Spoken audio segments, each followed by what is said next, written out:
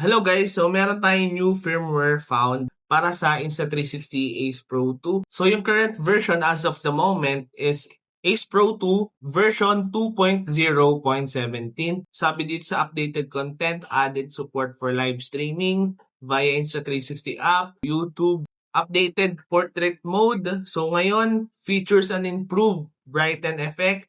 And also yung smooth effect is now available daw sa video mode at 4K 30 FPS and below. And also yung number 3, supports assistive touch gesture for Apple Watch. So kung naka-Apple Watch kayo na Series 9 and later, para makontrol natin yung shutter and other buttons sa Insta360 app, allowing for more convenient camera control. So ayun lang naman so far yung update, and para ma-update yung app, punta lang kayo sa Insta360 app, connect your camera, and then automatically magpa-prompt naman yung firmware update.